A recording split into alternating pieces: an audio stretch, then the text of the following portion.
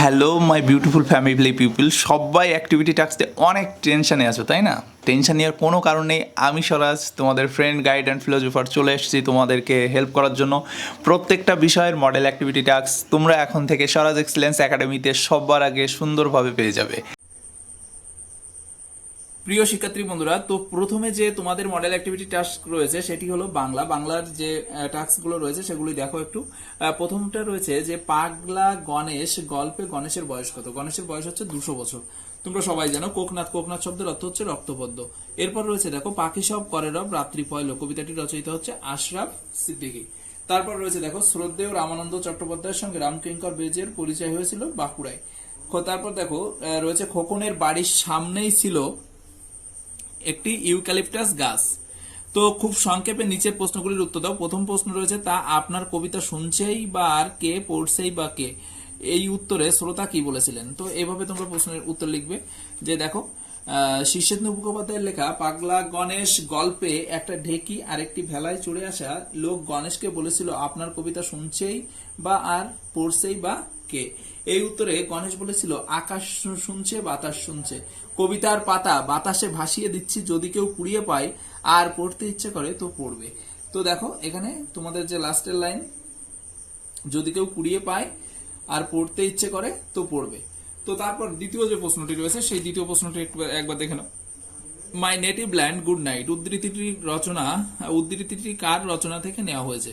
তো এই প্রশ্নটির অ্যান্সার এভাবে লিখবে যে মাই নেটিভ ল্যান্ড গুড নাইট উদ্ধৃত অংশটি মাইকেল মধুসূদন দত্তের লেখা বঙ্গভূমির প্রতি কবিতা থেকে নেওয়া হয়েছে। 2.3। তো 2.3-এর যে প্রশ্নটি রয়েছে সেটি দেখো, একুশের কবিতায় কোন কোন গানের সুরের প্রসঙ্গ রয়েছে? একুশের কবিতায় কোন কোন গানের সুরের প্রসঙ্গ রয়েছে? দেখো একুশের কবিতায় শৈশবের যে পড়া, পাখি সব করে রব, মাতৃভূমি বাংলাদেশ, মাটির গান ভাটিয়ালি, মুর্শিদি, জারি, সারি গান, শৈশবে মায়ের গাওয়া নানা গানের কলি, বিন্নি ধান এসবের প্রসঙ্গ রয়েছে। 2.3-এর পর দেখো 2.4-এ রয়েছে অত বড় একজন শিল্পীর কাছে শিক্ষা লাভ করেছি, আমার সৌভাগ্য, কার স্মৃতিচারণায় কথক এ কথা বলেছেন? তোমরা কিভাবে লিখবে?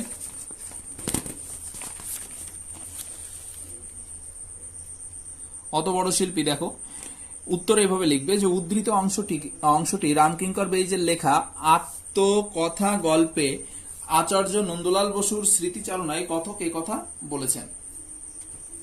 নেক্সট প্রশ্ন কি রয়েছে দেখো, নেক্সট প্রশ্ন রয়েছে খোকন অবাক হয়ে গেল, কোন কথা শুনে খোকন অবাক হলো? দেখো এখানে আমরা এভাবে লিখব যে উদ্ধৃত অংশটি বনফুলের লেখা খোকনের প্রথম ছবি গল্পের অংশ। একদিন খোকনের বাবার এক বিখ্যাত চিত্রকর বন্ধু খোকনের আঁকা ছবি দেখে খুশি হয়ে বলেন সে অনেক ছবি এঁকেছে কিন্তু সবই নকল করা ছবি, তার নিজের আঁকা ছবি কোথায়? এই কথা শুনে খোকন অবাক হয়। পরবর্তী যে প্রশ্ন রয়েছে 3 দাগে বলেছে দেখো নিচের প্রশ্নগুলির উত্তর নিজের ভাষায় লেখো।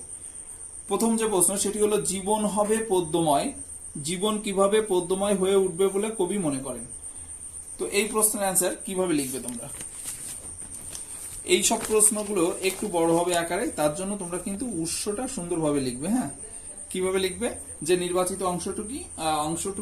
অংশটি জনপ্রিয় কবি অজিত দত্তের ছন্দে শুধু কান রাখো কবিতা থেকে গৃহীত হয়েছে। জীবন যেভাবে পদ্যময় হয়ে উঠবে বলে কবি মনে করেছেন। কিভাবে মনে করেছেন দেখো, প্রথমেই লিখেছে এখানে যে জীবন ও জগৎ ছন্দময়, সর্বত্র ছন্দ বিরাজমান। বস্তু জগতের ছন্দ যদিও জীবনের প্রতি কাজে অনুভব করা যায়, তবে এই জীবন সহজ ও সুন্দর। কবিতা বা পদ্য হলো মধুর।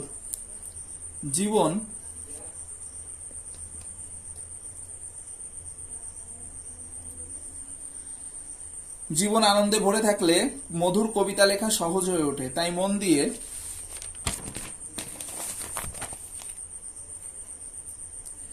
কান পেতে প্রকৃতির সকল উদযাপন থেকে ছন্দের স্বাদ অনুভব করতে হবে। এইভাবে জীবন ছন্দের স্বাদ এর মাধ্যমে অনুভূতি সৃষ্টি করতে পারলে জীবন তাৎপর্যপূর্ণ হয়ে উঠবে আর আনন্দের আগমনেই জীবন পদ্যময় হয়ে উঠবে।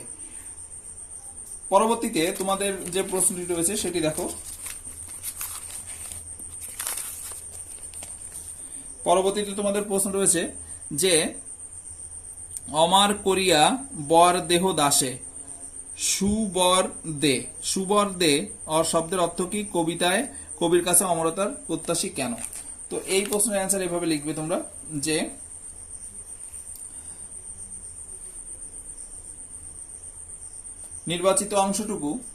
নির্বাচিত অংশটুকু বাণীর বরপুত্র মাইকেল মধুসূদন দত্ত বিরচিত বঙ্গভূমির প্রতি নামক কবিতা থেকে গৃহীত হয়েছে। সুবর দে শব্দের অর্থ, সু শব্দের অর্থ হচ্ছে শুভ বা ভালো, বর দেন যিনি অর্থাৎ বরদাত্রী। কবির অমরতা প্রত্যাশী হওয়ার কারণ, কবির মনে করেন তিনি জীবনে বহু ভুল করেছেন, ভুল করে বহু মূল্যবান সময় সম্পদ শক্তি নষ্ট করে মাতৃভূমির জন্য তিনি কিছুই করতে পারেননি। মাতৃভূমি ও মাতৃভাষাকে অবহেলা করে তিনি বিদেশে পাড়ি দেন। মা যদি দয়া করে তার ভুল দোষগুলি গুণ বলে ধরেন তবেই তাকে বরদান করতে পারেন। এরপর দেখো রয়েছে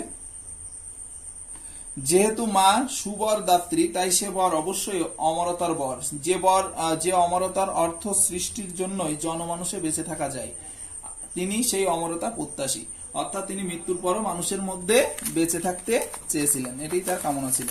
তো এর পরবর্তীতে দেখো রয়েছে পরবর্তী যে প্রশ্নটি সেটা একটু দেখে নাও তোমরা। পরের প্রশ্ন রয়েছে দেখো যে সেই তো আমার পরম পুলক, আঁকা লেখা কবিতায় কবি কখন পুলকিত হন? প্রথমে তোমরা উৎস লিখবে। উৎস নির্বাচিত অংশটি মৃদুল দাশগুপ্তের আঁকা লেখা কবিতা থেকে গৃহীত হয়েছে। কবি যখন পুলকিত হন, আঁকা লেখা কবিতায় রাতের জ্যোৎস্নায় চন্দনের প্রকৃতি হয়ে ওঠে নিজেই এক চিত্র বিষয় এবং মৃদু মন্দ বাতাস বয়, আর তখনই কবি ছড়ার মতো ঘনিয়ে তোলার কাজে ব্যস্ত হয়ে বসেন এবং কবি অনুভব করেন আকাশের তারাগুলি যেন অতি সন্তর্পণে তার ঘনিষ্ঠতায় এসে হাজির হয়েছে। জোনাকির দলও রাত্রির অন্ধকার পটভূমিতে বকুল গাছের উপর উড়ে লিখতে চলেছে অ আ। এই অসাধারণ সময়ে কবির মন পুলকিত হয়ে ওঠে। পরবর্তী যে প্রশ্ন রয়েছে দেখো, কুতুব মিনারের কথা রচনা অংশে কুতুব মিনারের নির্মাণ শৈলীর বৈশিষ্ট্যতা আলোচনা করো। তো কুতুব মিনার, এখানে তোমরা উৎসটা লিখে নেবে। কুতুব মিনারের যে নির্মাণ শৈলীর বিশিষ্টতা কি? কুতুব মিনার পৃথিবীর সর্বশ্রেষ্ঠ মিনার। এই সর্বশ্রেষ্ঠ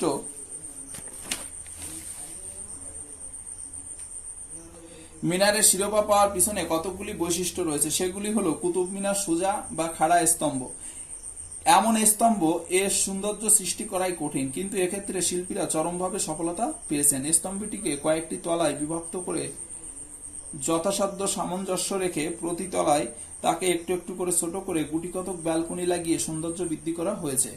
পাঁচতলা বিশিষ্ট এই মিনারটি প্রথম তলায় আছে বাঁশি এবং কোণ এবং এর পরপর সাজানো নকশা, দ্বিতীয় তলাতে আছে শুধু বাঁশি আর তৃতীয় তলাতে আছে শুধু কোণ, আর চতুর্থ ও পঞ্চম তলাতে বজ্রাঘাতে বিনষ্ট হয়ে যাওয়ায় তার শিল্পকর্ম সম্পর্কে বিশেষ জানা যায় না। সমগ্র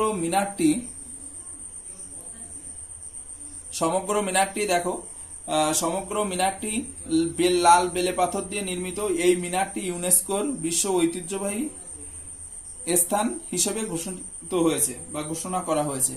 এরপর 4 নম্বরের যে প্রশ্নটি, সেই প্রশ্নটি হচ্ছে তোমার ভাষাভিত্তিকের প্রশ্ন, ব্যাকরণের প্রশ্ন। খাঁটি দেশি শব্দ বলতে কি বোঝো? তো খাঁটি দেশি শব্দ বাংলাদেশের প্রাচীন বা আদিম অধিবাসীদের ভাষা থেকে যেসব শব্দ বাংলা ভাষার শব্দ ভাণ্ডারে স্থান পেয়েছে তাদের খাঁটি দেশি শব্দ বলে। যেমন ঝাঁটা, তেঁতুল, কাতলা, ডাঙর, ডিঙা, এগুলি কিন্তু সব খাঁটি দেশি শব্দ। বুঝতে পেরেছো? তো এরপরে দেখো পরের যে প্রশ্নটি রয়েছে সেটি হলো তদ্ভব শব্দ কাকে বলে? তদ্ভব শব্দ কিভাবে গড়ে উঠেছে? তৎ শব্দের অর্থ হচ্ছে তার, মানে সংস্কৃত, এবং ভব মানে হচ্ছে জাত বা উৎপন্ন। অতএব সংস্কৃত থেকে দীর্ঘ সময় ধরে ভাষাগত বিবর্তনের পথে প্রাকৃত ও অপভ্রংশ ইত্যাদি স্তরগুলির মধ্য দিয়ে পরিবর্তিত হয়ে বাংলা ভাষায় শব্দ ভাণ্ডারের স্থান নিয়ে গড়ে উঠেছে তদ্ভব শব্দ। তো তদ্ভব শব্দ যেমন জ্যোৎস্না থেকে আসছে জ্যোৎস্না, তারপরে জ্যোৎস্না, হ্যাঁ, এভাবে তোমরা লিখতে পারো। পরের যে প্রশ্নটা রয়েছে সেই প্রশ্নটি দেখো, অর্ধ তৎসম বা ভগ্ন তৎসম শব্দের দুটি উদাহরণ দাও। তো আমরা ভগ্ন তৎসম শব্দের উদাহরণ দিচ্ছি। শ্রীদাম থেকে শ্রীদাম, রোদ্দুর থেকে রোদ্দুর। এরপর রয়েছে 4.4 দেখো যে বাঙালির পদবী ইংরেজি ধরনের উচ্চারণে হর্ষস্বর চিহ্ন হবে।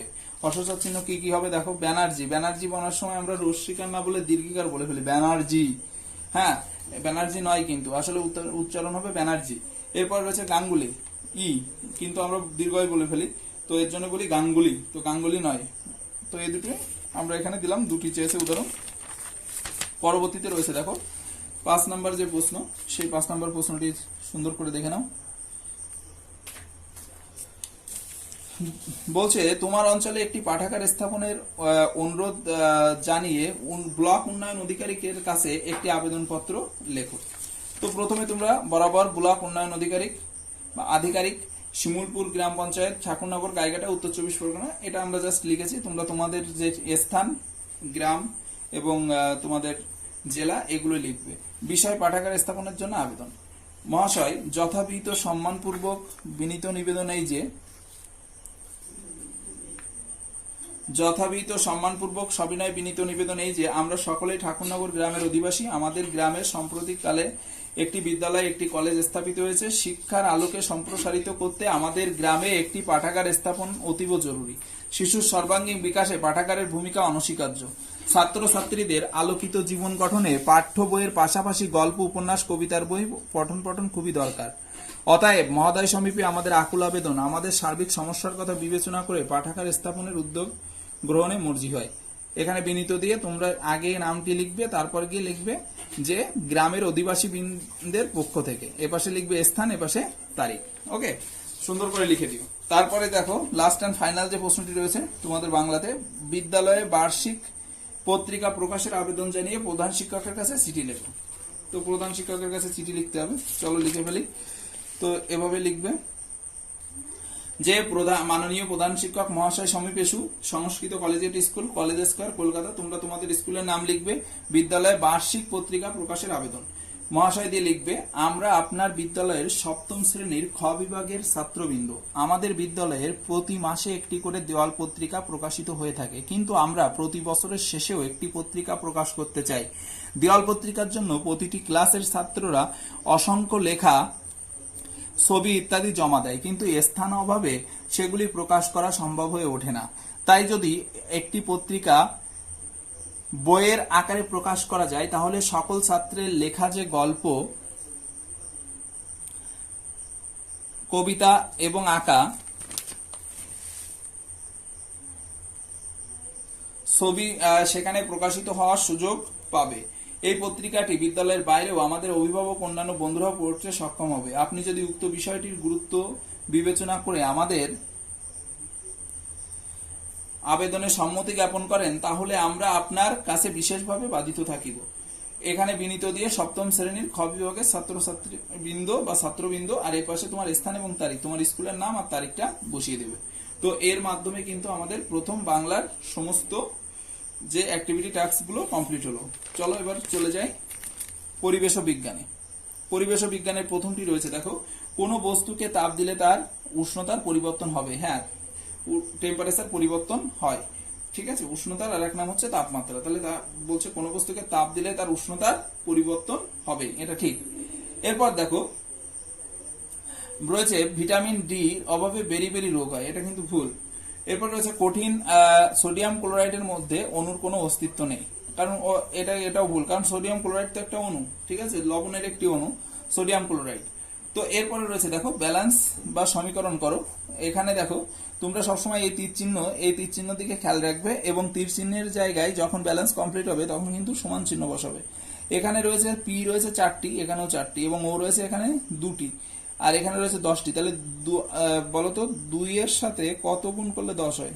5। তাহলে এখানে শূন্য স্থানে 5 বসিয়ে দিবে। 5 × 2 = কত হবে? 10। অর্থাৎ এই আর যখন রীতিমতো ব্যালেন্স কমপ্লিট হয়ে যাবে, দেখো এই পাশেও 10টা অক্সিজেন রয়েছে, এই পাশেও 10টা রয়েছে, 5 দুগুণে 10। এই পাশেও 4টে ফসফরাস রয়েছে, আর এই পাশেও 4টে ফসফরাস রয়েছে, পিতে ফসফরাস। এরপর রয়েছে দেখো কি রয়েছে, মানবদেহে আয়োডিনের একটি কাজ উল্লেখ করো। তো তোমরা এটা এইভাবে লিখবে যে আয়োডিন এর উপাদান থাইরক্সিনের উপাদান গঠন করতে সাহায্য করে। এরপর পরের যে প্রশ্নটি রয়েছে সেটি একটু দেখে আসি। দেখো যে আম দিয়ে একটি প্রক্রিয়াজাত খাবারের উদাহরণ, জ্যাম, জেলি, এগুলো সব আম দিয়ে তৈরি হয়। তোমরা জ্যাম লিখে দিতে পারো। হ্যাঁ, জ্যাম হচ্ছে আম দিয়ে তৈরি একটি প্রক্রিয়াজাত খাবার। 3 নম্বর কি প্রশ্ন রয়েছে যে কিউপ্রিক ক্লোরাইডের দ্রবণে জিঙ্কের টুকরো যোগ করলে কি ধরনের বিক্রিয়া হবে। আসলে যখন কিউপ্রিক ক্লোরাইডের দ্রবণে আমরা জিঙ্কের দ্রবণ টুকরো যোগ করব জলীয় দ্রবণে, তখন জিঙ্কের ক্লোরাইড উৎপন্ন হবে, জিঙ্ক ক্লোরাইড। অর্থাৎ এই দেখো জিঙ্ক ক্লোরাইড উৎপন্ন হয়েছে। আর এবং ধাতব কপার অধক্ষিপ্ত হবে। অধক্ষিপ্ত হলে সবসময় অ্যারো চিহ্নটা নিচের দিকে আসে, অধপতিত হয় এগুলো। এটি একটি প্রতিস্থাপন বিক্রিয়া। এটি কি ধরনের বিক্রিয়া? এটি একটি বিক্রিয়ার সমীকরণটি লেখো। এই যে বিক্রিয়ার সমীকরণ এখানে লিখে দেবে, সমীকরণ।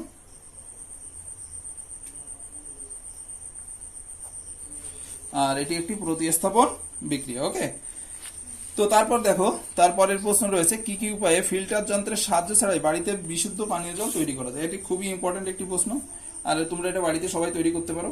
ক্লোরিন ট্যাবলেট মিশিয়ে জল বিশুদ্ধ করতে পারো, জলকে ফুটিয়ে বিশুদ্ধ করতে পারো, আর একটি উপায় করতে পারো। সেটি কি বলো তো, বলতে পারবে কেউ? পটাশিয়াম যে পারম্যাঙ্গানাইট আছে, সেই পটাশিয়াম পারম্যাঙ্গানেট ব্যবহার করে কিন্তু জল বিশুদ্ধ করা হয়। তো এরপরের যে প্রশ্নটি রয়েছে সেটা একটু দেখো। এরপরের প্রশ্ন রয়েছে দেখো যে উষ্ণতায় সেলসিয়াস ও ফারেনহাইট স্কেলের পাঠ সমান হবে তা নির্ণয় করো। তাহলে দেখো আমরা একটু দেখে আসি যে আমরা তো জানি না কোন উষ্ণতায় সমান হবে। তাহলে আমরা না জানলে অজ্ঞাত রাশি হিসেবে তাকে কি ধরে নিই? এক্স ধরে নিই। তাহলে আমরা এখানে এক্স ধরে নেব, যে ধরি নির্ণয় উষ্ণতা এক্স, অর্থাৎ এক্স ডিগ্রি সেলসিয়াস উষ্ণতায় সেলসিয়াস এবং ফারেনহাইট স্কেলের মান সমান হবে। তাহলে এখান থেকে সি আমরা সূত্র কি জানি? c/5 সমান f-32/9। তো এখান থেকে আমরা দেখো এই এর লব এবং হর গুণ করে 9 এর সাথে x গুণ করে 9x, 5 এর সাথে x গুণ করে 5x, 5 × 32 কত হয়? 160। তো তারপরে গিয়ে x গুলোকে বাম পাশে নিয়ে আসলাম, নিয়ে এসে মাইনাস করার পর দেখো 4x, 4টা নিচে চলে গেল, কাট করলাম, করলে গেল -40 ডিগ্রি সেলসিয়াস উষ্ণতা। ওকে, তো এই -40 ডিগ্রি সেলসিয়াস উষ্ণতায় বা তাপমাত্রায় সেলসিয়াস এবং ফারেনহাইট স্কেলের পাঠ কিন্তু কি হবে? একই হবে। তো সেলসিয়াস এবং ফারেনহাইট স্কেলের পাঠ একই হলো। এরপরে রয়েছে দেখো যে কোয়াশিওরকর রোগ কেন হয়, এই রোগের লক্ষণ কি? ভেরি ভেরি ইম্পর্টেন্ট প্রশ্ন। চলো অ্যান্সারটা দেখে নিই। কোয়াশিওর রোগ কেন হচ্ছে এবং এই রোগের লক্ষণ কি কি? দেখো প্রথমে বলছে যে খাদ্যে উপযুক্ত পরিমাণ প্রোটিন এবং ক্যালোরির যদি অভাব ঘটে তাহলে মানবদেহে এই কোয়াশিওরকর রোগ হয়ে থাকে। এই রোগ সাধারণত 1 থেকে 4 বছর বয়সী শিশুদের আক্রান্ত হওয়ার সম্ভাবনা সবচেয়ে বেশি থাকে। লক্ষণ কিভাবে বুঝবে যে এই রোগে আক্রান্ত হয়েছে শিশু? শিশুদের বৃদ্ধি ব্যাহত হবে, অর্থাৎ বয়সের সাথে সাথে শিশু বেড়ে উঠবে না, উদর বড় হবে, পেট বেড়ে যাবে, বুঝতে পেরেছো? ত্বক আঁশযুক্ত এবং ভঙ্গুর হয়ে উঠবে এবং দেহ ত্বক ফুলে উঠবে, সবসময় চোখ মুখ ফোলা ফোলা ভাব থাকবে। তো এর মাধ্যমে কিন্তু আমাদের এটা কমপ্লিট হয়ে গেল, বুঝতে পেরেছো? তোমাদের পরিবেশ বিজ্ঞান কমপ্লিট। পরিবেশ বিজ্ঞানে পরে চলো আমরা ম্যাথটা কমপ্লিট করে আসি। তো ম্যাথের প্রথমে রয়েছে যে তোমার উচ্চতা 5 ফুট আর তোমার ওজন 50 কিলোগ্রাম, তাহলে তোমার উচ্চতার ওজনের অনুপাত কত? আসলে এটা তোমরা সবসময় মাথায় রাখবে, অনুপাত করতে হলে অবশ্যই সমজাতীয় রাশি এবং একক অবশ্যই সমান হওয়া লাগে। যেমন দুটি উচ্চতার অনুপাত করতে পারবে, দুটি ওজনের অনুপাত করতে পারবে, কিন্তু একটি উচ্চতা এবং একটি ওজনের অনুপাত কখনোই করা যাবে না। কারণ কি? উচ্চতার এখানে একক দেওয়া আছে ফুট এবং ওজনের একক দেওয়া রয়েছে কিলোগ্রাম।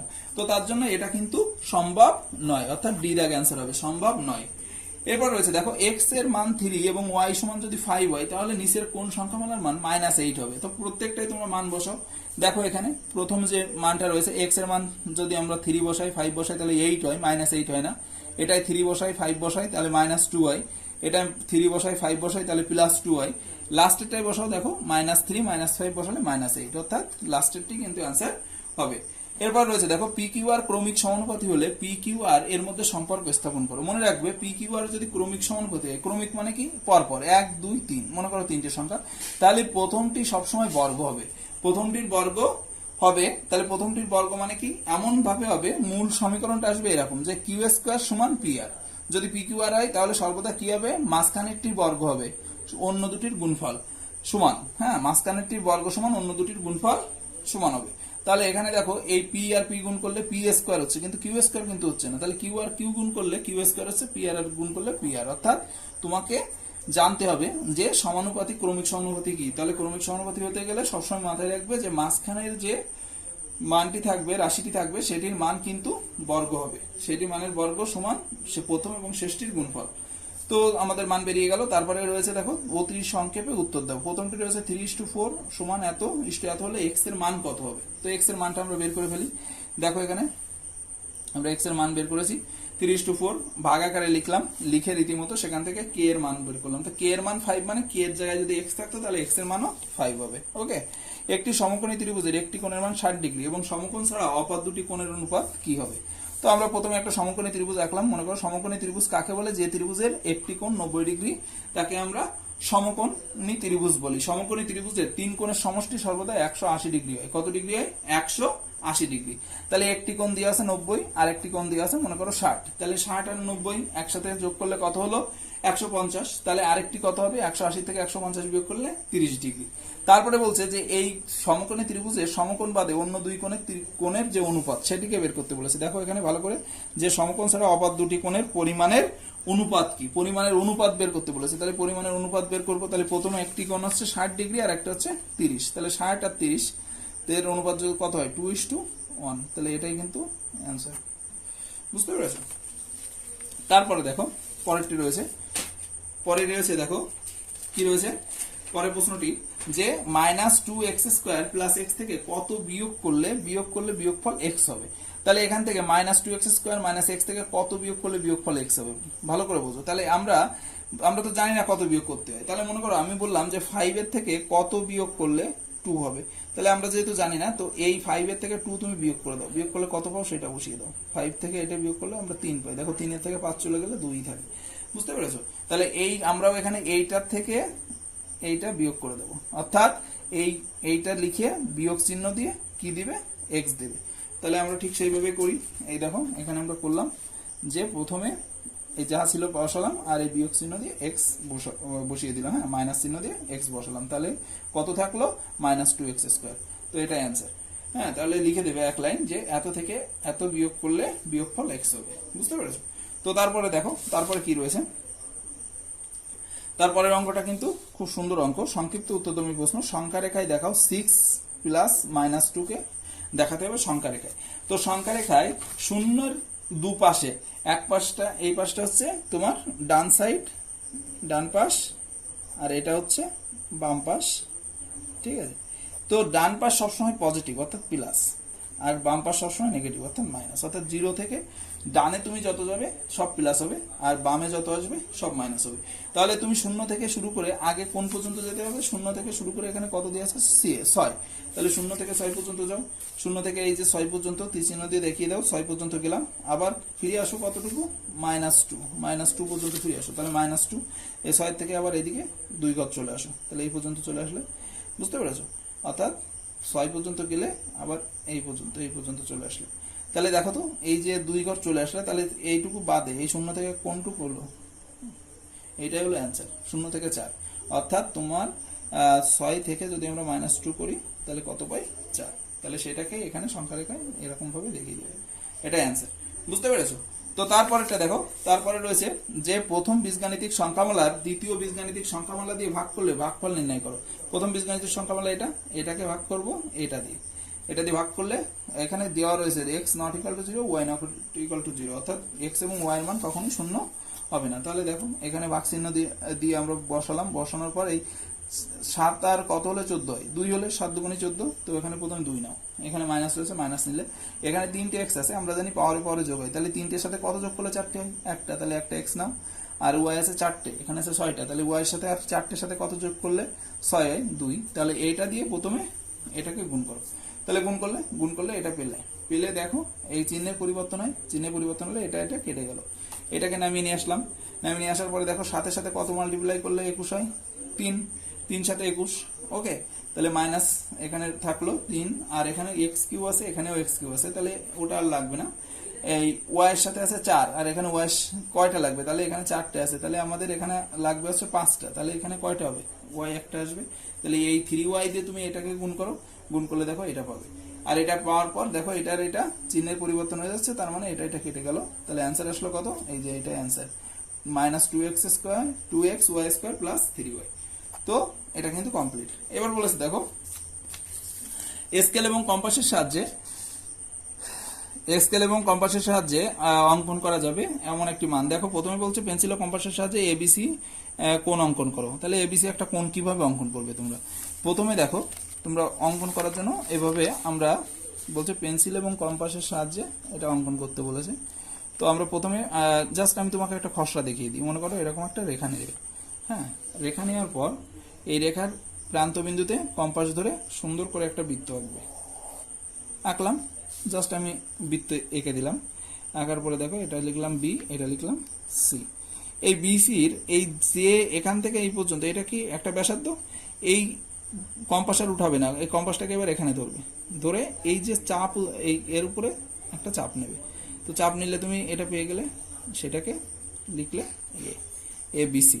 তো এ বিসি একটা কোণ তৈরি হলো, ঠিক আছে। এবার এই বি বিন্দুকে এদিকে বর্ধিত করবে, বি বিন্দুকে বর্ধিত করে ডি পর্যন্ত নিয়ে আসো। তাহলে এ পাশে একটা কোণ উৎপন্ন হলো, একই সরলরেখার উপর 180 ডিগ্রি কোণ উৎপন্ন হয়। তাই এইটা যদি 60 ডিগ্রি হয়, এবার এই যে কোণটা, এই কোণটাকে সমদ্বিখণ্ডিত করতে হবে। সমদ্বিখণ্ডিত করা, কোণ সমদ্বিখণ্ডিত করার নিয়ম তোমরা জানো।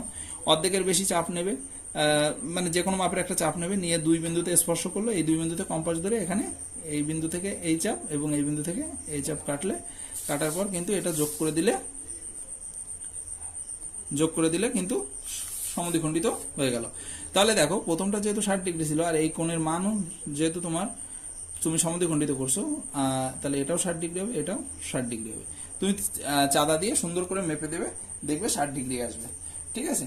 তো আমাদের চেয়েছিল কি, যে এ বি ই কোণের মান নির্ণয় করতে। তাহলে এটাই হলো এ বি ই কোণের মান, এ বি ই কোণের মান আসবে 60 ডিগ্রি।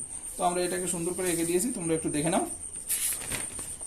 এই যে এগুলো সব পেন্সিল দিয়ে করবে, দ্রুততার জন্যই পেন দিয়ে করা হয়েছে। তো এর মাধ্যমে কিন্তু ম্যাথ কমপ্লিট। ওকে, ম্যাথ কমপ্লিট। তো ম্যাথের পর আমরা চলে যাব অন্য সাবজেক্টে। ম্যাথের পর আমরা চলে যাব ইংলিশে। ইংলিশে দেখো তোমাদের প্যাসেজ দেওয়া রয়েছে। প্রথম যে প্রশ্নটি রয়েছে যে how old is the earth. প্রথমে তাহলে পৃথিবীর বয়স কত? তো আমরা এখানে কিভাবে লিখবো? The earth is millions and millions years of old. এটা আমরা প্যাসেজ থেকে খুঁজে লিখে দেবো, হ্যাঁ। তারপরে 2 নম্বর প্রশ্নের অ্যান্সার কি রয়েছে? Describe the earth before man exist. হ্যাঁ, বর্ণনা করো পৃথিবীর যে যখন মানুষের অস্তিত্ব ছিল না, তার আগের যে অবস্থা, সেই অবস্থায় কি ছিল। বলছে before the man exist came on the earth there were only animals and before the animals there was a time when kind of life exists on the earth. Okay, তো এর পরের যে প্রশ্নটি রয়েছে, why was there no life on earth? দেখো তাহলে there was no life on earth because there was a time when the earth was too hot, গরম থাকার কারণে, for only living being to live on the earth. ওকে, এরপর রয়েছে দেখো অ্যাক্টিভিটিতে যে Akbar the great Mughal emperor for 49 years. এখানে দেখো রেঞ্জড হবে। তো দেখো এখানে রেঞ্জড দাগ দাও। Anamika loves to have curd, curd মানে দই, হ্যাঁ। Sania is too weak, weak বানানটা এটা হবে, উইক টু ওয়াক। এরপর রয়েছে do you like TV serials, serials বানান কিন্তু এটা। তারপরে রয়েছে দেখো দ্য মেড, প্রথমে মেড আসবে, মেড হ্যাজ মেড, এখানে মেড হবে। ওকে, তো has made the beautiful vase. তাহলে এখানে মেড মনে রাখবে, এই যে হ্যাজ আছে, হ্যাজ, হ্যাভ, হ্যাড, এরপরে সর্বদা ভার্বের থার্ড ফর্ম বসে, বুঝতে পেরেছে? হ্যাভ হ্যাজ হ্যাড এর পরে ভার্বের কোন ফর্ম বসে? Third form. তারপরে বলছে দেখো write a paragraph in about 70 words about your best friend, you may use the following points. কি কি পয়েন্টস নিতে পারো? Name of your best friend, why is he or she your best friend, his or her like and dislike, how do you help each other, আর conclusion. তো এবার আমরা লিখে ফেলি, হ্যাঁ। কিভাবে লিখবো দেখে নাও। লেখাটা মাই বেস্ট ফ্রেন্ড লিখে প্রথমে লিখবে my best friend. Okay, my best friend লিখে দেখো প্রথমে লিখছি যে among all my friends present around my house and in school, I like some because she is my best friend. She study in same class and she lives not much far from me, and so together we go to play at every afternoon. She is very kind, polite and helpful. Also, she is disciplined and obedient. She is disciplined and obedient. এর পরের line হলো she likes to study and sing. বুঝতে পেরেছো? এভাবে লিখবে। এরপর লিখবে she likes to play badminton. She dislike every action that is wrong and especially she hates all liars.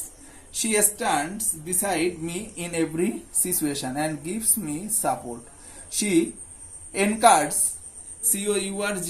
encourages me every time. সে আমাকে সর্বদা উৎসাহিত করে। বুঝতে পেরেছো? তো এভাবে কিন্তু তোমরা সুন্দর করে এটা লিখে দেবে এবং লাস্টের যে লাইনগুলো লিখবে সেগুলি কি, যে also we help each other in our studies, we want to stay as best friends for ever. চিরদিনের মতো আমরা একসাথে এভাবে সেরা বন্ধু হয়ে থাকতে চাই। হ্যাঁ, তো ইংলিশের পর তোমাদের পরবর্তী যে মডেল অ্যাক্টিভিটি টাস্ক সেটি হলো ইতিহাস। হর্ষচরিত কে রচনা করেছিল? বাণভট্ট। গৌড়বহ কোথায়? এটা হচ্ছে বাক্পতিরাজের। এরপরে দেখো কিতাব অল হিন্দ হচ্ছে অল বিরুনি। নিচের কোন শব্দগুলির নিচে বেমানান শব্দগুলির নিচে দাগ দাও। প্রথমটায় দাগ দাও দন্তি দুর্গ, তারপর এটা হচ্ছে কনৌজ, তারপরে হচ্ছে হলায়ুধ। হ্যাঁ, এগুলো হচ্ছে সব বেমানান শব্দ। এই বেমানান শব্দগুলোর নিচে দাগ দাও। পাল সেন যুগে কেমন ভাবে কর আদায় করা হতো? তো পাল সেন যুগে কেমন ভাবে কর আদায় করা হতো সেটা আমরা একটু দেখে আসি। দেখো, প্রথমে পাল সেন যুগের যে কর আদায় 4 প্রকার ভাবে কর নেওয়া হতো, যেমন ভাগ, ভোগ, কর আর হরিণ্য। এবার ভাগ কি? উৎপন্ন ফসলের 1/6 রাজারা কৃষকদের কাছ থেকে যে কর নিতেন সেই করই হচ্ছে ভাগ। ভোগ কি? ফুল, ফল, কাঠ, মূল ইত্যাদি রাজারা নিজেদের ভোগের জন্য প্রজাদের কাছ থেকে নিতেন। এরপরে কর ছিল জনগণের আয়ের উপর নির্ধারিত রাজার প্রাপ্য অর্থ। এরপরে রয়েছে দেখো হিরণ্য কি? হিরণ্য করের সঠিক মানে জানা যায় না, তবে রাজারা শস্যের পরিবর্তে নগদ মুদ্রা নিতেন আর একেই হিরণ্য বলা হতো। এরপরে রয়েছে দেখো কিছু অপ্রধান কর আদায় করা হতো, যেমন হাট, খেয়াঘাট আর গোচরণ ভূমি। বুঝতে পেরেছো? তো তারপর কি প্রশ্ন রয়েছে দেখো, সেন রাজারা কি সাহিত্যে পৃষ্ঠপোষক ছিলেন? হ্যাঁ, সেন রাজারা কিন্তু খুবই সাহিত্যে পৃষ্ঠপোষক ছিলেন। কিভাবে লিখবে দেখো, সেন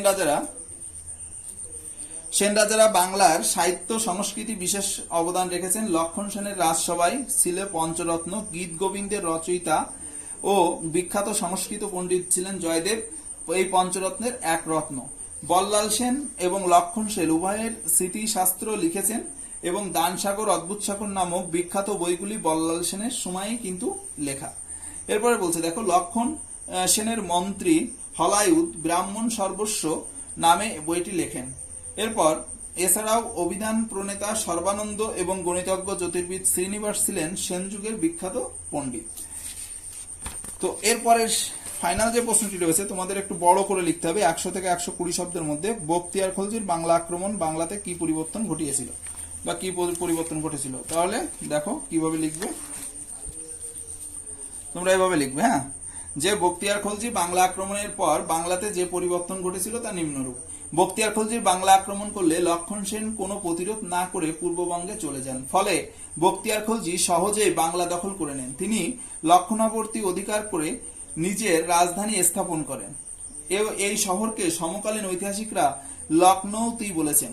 এরপর বখতিয়ার খলজি তার রাজ্যকে কয়েকটি ভাগে ভাগ করেন। প্রত্যেক ভাগের জন্য একজন করে শাসনকর্তা নিযুক্ত করেন। এরা ছিল তার সেনাপতি। তিনি মসজিদ, মাদ্রাসা, সুফি সাধকদের আস্থানা তৈরি করেন। এরপর তার আমলে রাজ্যের সীমানা উত্তরে দিনাজপুর জেলা থেকে দেবকোটি পর্যন্ত এবং রংপুর, দক্ষিণে পদ্মা নদী, পূর্বে তিস্তা, করতোয়া নদী এবং পশ্চিমে বিহার পর্যন্ত বিস্তৃত ছিল। তো এর মাধ্যমে কিন্তু আমাদের হিস্ট্রি কমপ্লিট হলো। হিস্ট্রি কমপ্লিট হওয়ার পর আমরা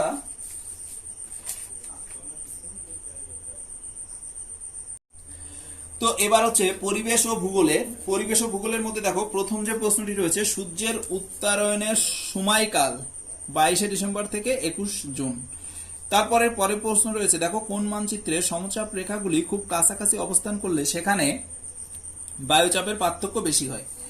এরপর রয়েছে দেখো, যে টোকিও ও ইয়োকোহামা শিল্প অঞ্চলের উন্নতির অন্যতম কারণ কি? অন্যতম কারণ হচ্ছে উন্নত প্রযুক্তি এবং দক্ষ শ্রম।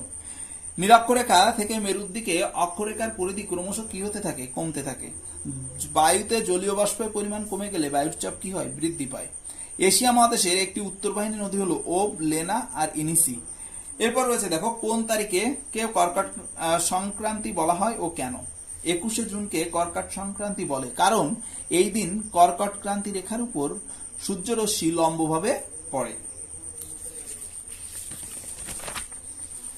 পরের প্রশ্ন রয়েছে দেখো, পরের যে প্রশ্নটি রয়েছে সেটি কি, যে মেরু অঞ্চল ও নিরক্ষীয় অঞ্চলের বায়ুতে তারতম্য কিভাবে দুই অঞ্চলের বায়ুচাপকে নিয়ন্ত্রণ করে তা ব্যাখ্যা করো। তো আমরা এভাবেই লিখব।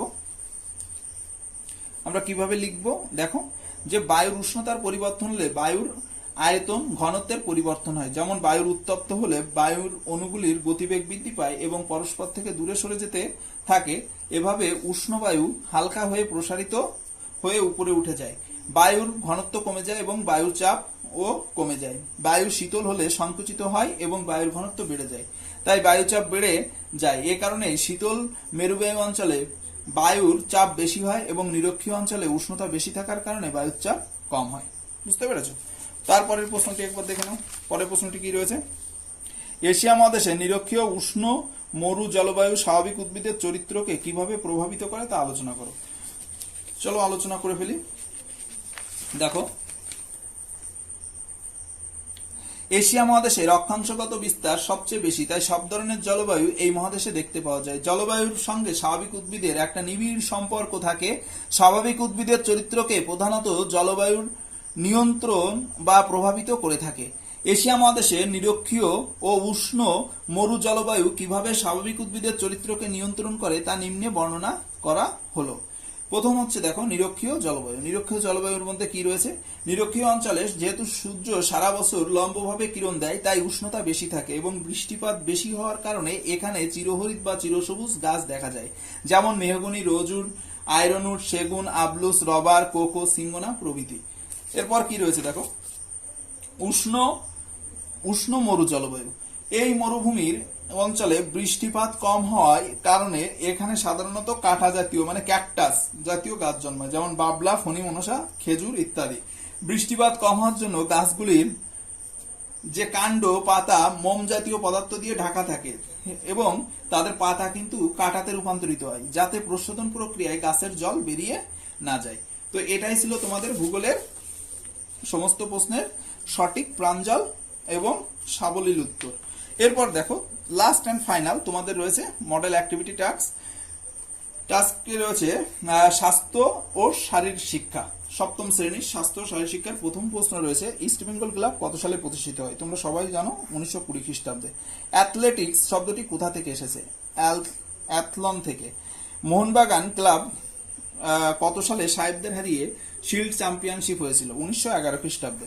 এরপর রয়েছে দেখো, খেলা মানুষের সহজাত পরিবর্তী। সহজাত গ্রিক শব্দ জিমনাস থেকে জিমনাস্টিক কথাটি এসেছে। জৈন ধর্ম অহিংসা মূর্ত প্রতীক হিসাবে বিদ্যমান এবং এনসিসি ন্যাশনাল ক্যাডেট ক্রপস এর যে হালকা নীল রঙের নৌ সেনা বাহিনীর প্রতীক, হালকা নীল। খেলা কি? তো তোমরা এবার এখান থেকে আমরা জানবো যে খেলা কি। দেখো, খেলা কাকে বলে বা খেলা কি তোমরা কিভাবে জানো? তোমরা কি জানো খেলা কি? সবাই তো খেলাধুলো করি আমরা। খেলা মানুষের সহজাত প্রবৃত্তি, যা সৃজনশীল ক্রিয়াকলাপের মাধ্যমে মানুষকে আনন্দ প্রদান করে। দ্বিতীয় যে প্রশ্ন রয়েছে সেটি হচ্ছে, প্রত্যক্ষ বিনোদন কাকে বলে? প্রত্যক্ষ বিনোদন কাকে বলে? দেখো, যে সকল কাজে ব্যক্তি প্রত্যক্ষভাবে অংশগ্রহণ করে তাকে প্রত্যক্ষ বিনোদন বলে। তো একদম সহজ প্রশ্ন এগুলি।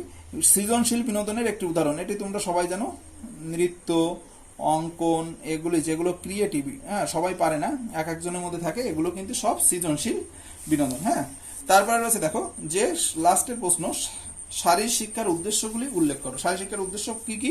এক হচ্ছে শারীর শিক্ষার তন্ত্রগত যে বিকাশ, ঠিক আছে, তার তন্ত্রগত বিকাশের জন্য এটি খুবই গুরুত্বপূর্ণ। দক্ষতা বিকাশ, সামাজিক বিকাশ, স্বাস্থ্য বিকাশ, এগুলি সবই কিন্তু এর উদ্দেশ্য। আর কি বিকাশ? প্রাক্ষবিক বিকাশে সাথে সাথে শারীরিক ক্রিয়াকলাপের অংশগ্রহণের মাধ্যমে শিক্ষাগত অভিজ্ঞতা অর্জনের কিন্তু এর উদ্দেশ্য। তাহলে এগুলোই হলো শারীর শিক্ষার মূল উদ্দেশ্য। পরবর্তী যে প্রশ্নটি রয়েছে সেটি দেখো, তোমাদের বাড়ির কাজ এবং এটি হচ্ছে প্রকল্প। প্রকল্প নিয়ে আমরা অন্য কোনো একটা ভিডিওতে আলোচনা করব। তুমি সারা বছর কোন কোন দিন, কখন, কত সময়, কি ধরনের শারীরিক শিক্ষাসূচিতে অংশগ্রহণ করার সুযোগ পেয়েছো এবং তোমার কি কি লাভ হয়েছে তার উপর একটি প্রতিবেদন তৈরি করো। তো এটা তোমার বাড়ির কাজ, তুমি এটি সুন্দর করে প্রকল্পের মতো করে করো এবং করোনা ভাইরাস বিষয়ক একটি স্বাস্থ্য সচেতনমূলক পোস্টার তৈরি করো। হ্যাঁ, তো একটা পোস্টার তোমাদের এখানে তৈরি করতে হবে, আমরা একটা ডেমো কপি এখানে দিয়ে দেবো। সবাই ভালো থাকো, সুন্দর থাকো, সুস্থ থাকো এবং আমাদের সঙ্গে থাকো। স্বরাজ এক্সিলেন্স একাডেমিতে পরবর্তীতে আবারও নতুন নতুন অ্যাক্টিভিটি ট্যাক্সের সমস্ত প্রশ্নের সঠিক, সাবলীল এবং সুন্দর উত্তর নিয়ে তোমাদের সামনে হাজির হব। শুভকামনা সকলের জন্য। Bye bye.